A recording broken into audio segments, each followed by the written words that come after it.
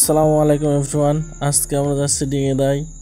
ডিঙেদায় যাওয়ার কারণ হচ্ছে ডিঙেদাতে নাকি একটা কাশবন আছে, কাশবনে ঘুরতে যাচ্ছে সবাই। এখানে আমাদের সাথে আছে রিপন ভাই আছে, মিজান ভাই, সোলাইমান আছে, সবুজ ভাই আছে। আমরা রওনা দিলাম। আমরা এখন এইমাত্র বিজিবি ক্যাম্পের কাছে বিজিবি ক্যাম্প অতিক্রম করছি।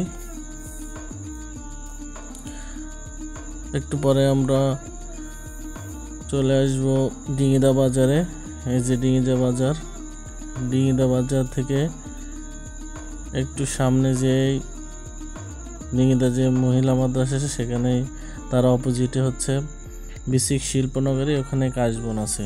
এই যে আমরা এখন চলে এসেছি কাশবনের কাছে গেটে।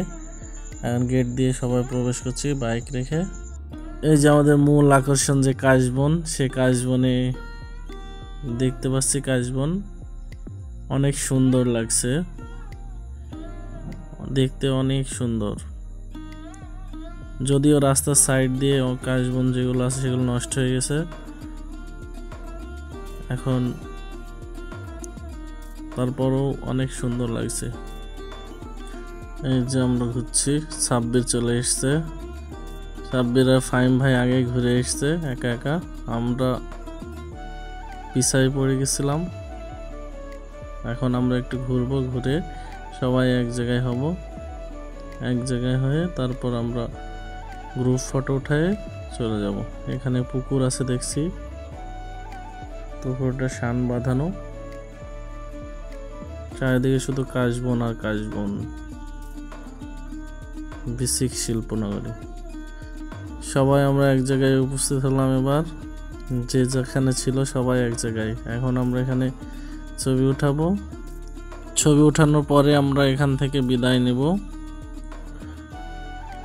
দেখুন শুধু কাশবন, চারিদিকে শুধু হাতে কাশবন। সবাই অনেক খুশি, দেখে সবাই বুঝতে পারছেন আপনারা সকলেই। অনেক ভালো লাগলো এখানে ঘুরতে এসে।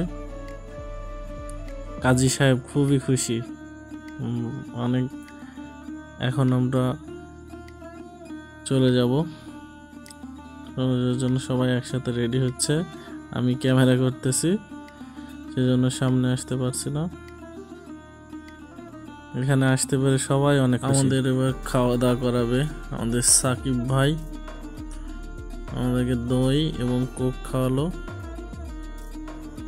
সাকিব ভাই। ওনার এলাকায় আমরা গেছি, অনেক ভালো লাগলো। এই যে আমাদের দই খাওয়াচ্ছে আর যেখানে কোক।